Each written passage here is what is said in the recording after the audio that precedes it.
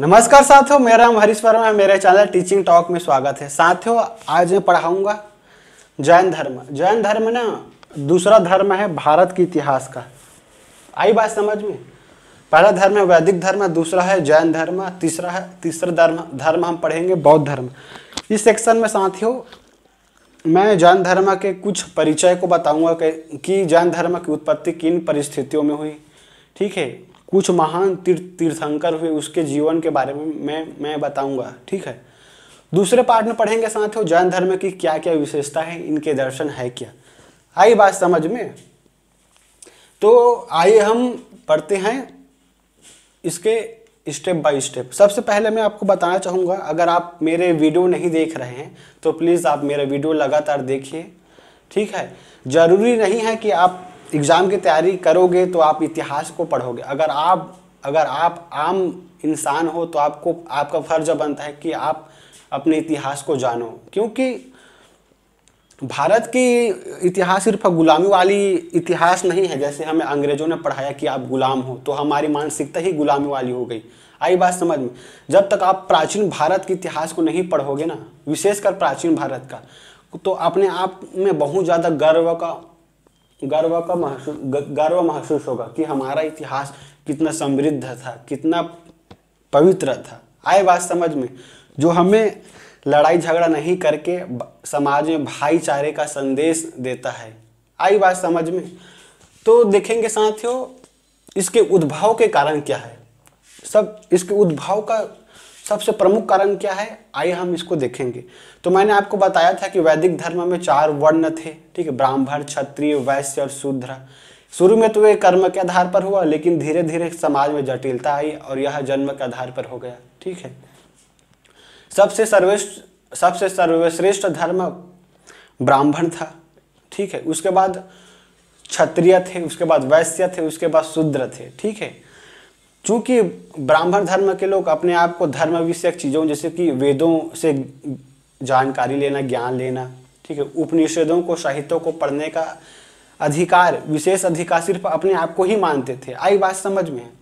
जो क्षत्रिय, वैश्य और शूद्र को पढ़ने तक का अधिकार नहीं था। यही कारण है कि जो निम्न 3 वर्ण है ना, क्षत्रिय, वैश्य, शूद्र, ये इनसे चिढ़ने लगे ब्राह्मण धर्म के लोगों, ब्राह्मण वर्ग के लोगों से। ठीक है, तो इसी के परिणाम के स्वरूप ये जैन धर्म का उदय हुआ है। ठीक है, विशेषकर हम जैन धर्म को देखेंगे ना तो ये क्षत्रियों की प्रतिक्रिया के फलस्वरूप, ठीक है, ब्राह्मणों की श्रेष्ठता के विरुद्ध क्षत्रियों की प्रतिक्रिया के फलस्वरूप जैन धर्म का उदय हुआ है। तो जैन धर्म में महावीर स्वामी और जितने भी 24 तीर्थंकर हुए ना, ये सभी के सभी क्षत्रिय है। ठीक है, इनका मानना था कि हम यार लड़ाई झगड़ा करके, युद्ध करके हम जीत जाते थे, शासन भी करते थे, लेकिन शासन को संचालित करने के लिए हमें ब्राह्मणों से सलाह लेनी पड़ती है। ऐसा क्यों? क्योंकि हम तो सर्वश्रेष्ठ है, हम ब्राह्मणों की श्रेष्ठता की गुलामी क्यों करें, ये इनका मानना था। तो इसी के फलस्वरूप क्षत्रियों की प्रतिक्रिया के रूप में ये जैन धर्म का उदय हुआ है। ठीक है, जैन धर्म साथियों संस्कृत के जिन से बना है। ठीक है, ये जिन शब्द संस्कृत शब्द है, जैन हिंदी शब्द। तो जिन का मतलब होता है जिसने अपने आप को जीत लिया हो, वही जिन है एक्चुअल में। अब किससे जीत लिया हो? अपने आप से इंसान कैसे जीतेगा? तो जो अपने 5 इंद्रिय होते हैं ना, उसको अगर वश में कर लिए, ठीक है, उससे आप जीत गए तो आप विजेता कहलाएंगे, जिन कहलाएंगे। ठीक है, वो 5 इंद्रिय कौन सा है? मुंह, नाक, ठीक है, कान, नाक। ठीक है, क्या क्या बताया आपको, भूल गया मैं? आँख, कान, नाक और मुंह और स्पर्श, ये 5 इंद्रिय है। अगर आप इसको कंट्रोल कर लिए ना, इसको अगर आपने वश में कर लिए तो आप विजेता कहलाएंगे, जिन कहलाएंगे। ठीक है, तो 5 इंद्रियों को वश में क्यों करेंगे भाई? कारण है क्या? तो जैन धर्म के तीर्थंकर बताते हैं कि अगर आपने 5 इंद्रियों को वश में कर लिए तो आप मोक्ष की प्राप्ति, निर्वाण की प्राप्ति में आप एकदम, क्या बोलना चाहिए, तैयार हो। ठीक है, 5 इंद्रियों को आप कंट्रोल में कर लिए तो निर्वाण की प्राप्ति के लिए आप तैयार हो। ठीक है, सबसे पहले इस पे स्टेप वही है। तो हम देखेंगे कि जैन धर्म में ना 24 तीर्थंकर हुए। तो सबसे पहले तीर्थंकर का मतलब होता है जो आज का शिक्षक है, गुरु है, वही तीर्थंकर है। पहला तीर्थंकर ऋषभदेव थे। ठीक है, इसे भागवत पुराण में विष्णु का अवतार भी कहते हैं। ठीक है, 23वें नंबर का तीर्थंकर देखेंगे साथियों, पार्श्वनाथ। यह वाराणसी का था। ठीक है, झारखंड के समेत पर्वत में 100 वर्ष की उम्र में इसने निर्वाण की प्राप्ति की। ठीक है, संलेखना विधि से अपने देह का त्याग करके मोक्ष की प्राप्ति किया। ठीक है, इन्होंने 4 महाव्रतों का प्रतिपादन किया। महाव्रत मतलब 4 शिक्षाओं का प्रतिपादन किया। ठीक है, पहला है अहिंसा, दूसरा है सत्य, तीसरा अपरिग्रह, चौथा है अस्तेय। ठीक है, लेकिन महावीर स्वामी ने एक 5वां महाव्रत, 5वां शिक्षक भी जोड़ा, जिसको हम यहाँ पे देख लेंगे। ठीक है, वो है 5वां शिक्षा है ब्रह्मचर्य। ठीक है, तो सबसे पहले ऊपर रखा गया है अहिंसा।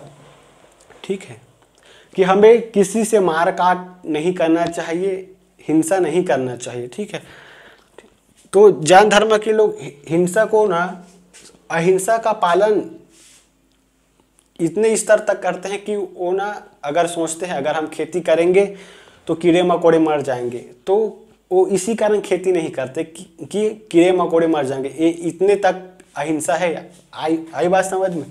तो अहिंसा का पालन बहुत ज़बरदस्त तरीके से करते हैं इन लोग कि मतलब अहिंसा का मतलब हो, हिंसा का मतलब हो गया, हिंसा का मतलब होगा अगर मच्छर भी मर जाए ना हमसे तो वो होगा अहिंसा जैन धर्म के अनुसार।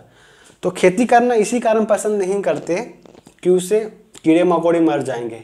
ठीक है, सबसे टॉप लेवल की शिक्षा है अहिंसा। दूसरा है साथियों सत्य। हमें हमेशा सत्य बोलना चाहिए। अगर आप असत्य बोलेंगे तो आप हमेशा अशांत ही रहोगे, रात को नींद नहीं आएगी। एक सत्य एक असत्य बोलोगे, एक झूठ बोलेगे तो 100 आपको झूठ बोलना पड़ेगा उस एक असत्य के कारण। ठीक है, तीसरा है अपरिग्रह।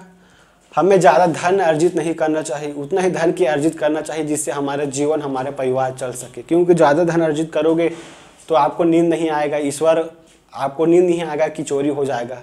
ठीक है, आपको कैमरा लगाना पड़ेगा घर में। ठीक है, तो इन सभी शिक्षाओं का एक ही उद्देश्य है कि हमें शारीरिक और मानसिक रूप से, विशेषकर मानसिक रूप से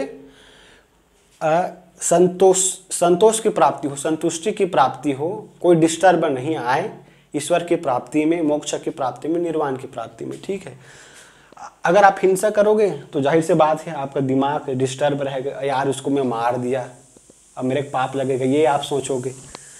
असत्य बोलोगे तो आप ऐसे ही टेंशन में रहोगे, 100 झूठ बोलना पड़ेगा, 100 झूठ बोलने के लिए आपको दिमाग लगाना पड़ेगा, तो आपका दिमाग डिस्टर्ब होगा। अपरिग्रह, ज़्यादा धन करोगे तो आप टेंशन में आओगे कि मेरी चोरी नहीं हो जाए धन। ठीक है, ठीक है। अस्तेय का मतलब होता है चोरी नहीं करना। चोरी करना तो दुनिया का सबसे बड़ा पाप है। आपके पास जितना है उसी में संतुष्ट रहो, उसी में खुश रहो। 5वां शिक्षा हम देखेंगे साथियों जो महावीर स्वामी ने दिए थे, ब्रह्मचर्य। ब्रह्मचर्य का मतलब होता क्या है? ठीक है, ब्रह्मचर्य। ठीक है, ब्रह्म यानी ईश्वर में हमेशा रमते रहना ही ब्रह्मचर्य है। आई बात समझ में? आपका हमेशा दिमाग ब्रह्म यानी ईश्वर में ही लगे रहेगा तो आप ब्रह्मचर्य है। ठीक है, आई बात समझ में? अगर आप अपने शरीर को कंट्रोल कर लिए, ठीक है, तो आपको दूसरे के प्रति आकर्षण का अनुभव नहीं होगा। आई बात समझ में? यानी स्त्रियों से आप बचकर रहोगे, खासकर वही डिस्टर्ब करता है इंसानों को, स्त्रियां ही। तो इनसे आप बच जाओगे ना, तो आप कहा जाओगे ब्रह्मचर्य। तो ये जो 5 शिक्षा मैंने आपको बताया, आप घर में एक बार सोचिए कि अगर हम 5 शिक्षा को अपने जीवन में उतार लेंगे ना तो हमें कोई डिस्टर्ब नहीं कर सकता मोक्ष की प्राप्ति में, निर्वाण को हासिल करने के लिए, क्योंकि यही हमें डिस्टर्ब करता है अगर हम इसका पालन नहीं करें तो। ठीक है, तो आइए हम एक एक करके महावीर स्वामी के जीवन परिचय पर जाते हैं। साथियों इसका जन्म ना 540 BC में हुआ था, ईसा पूर्व, बिफोर क्राइस्ट। ठीक है, ईसा मसीह के जन्म के पहले 540 में हुआ था। आप यही से सोच सकते हो कि ईसा मसीह का जन्म 540 वर्ष के बाद होता है। ठीक है, जो क्रिश्चियन देश है ना, ठीक है, जो ईसा मसीह को मानते हैं वो बाद में आया, हमारे जैन धर्म के बाद आई बात समझ। तो सोच सकते हो कि हमारा जैन धर्म कितना प्राचीन है, कितना सुंदर है, हमें तरह तरह के ज्ञान देकर इस दुनिया से भगवान महावीर स्वामी निर्वाण की प्राप्ति किया है। आई बात समझ में। तो हमें इनको पढ़ना चाहिए, चाहे हम एग्जाम की तैयारी करें या ना करें, हमें पढ़ना ही चाहिए इतिहास को। ठीक है, इनका जन्म स्थल वैशाली के कुंड ग्राम में हुआ था, जो बिहार में पड़ता है।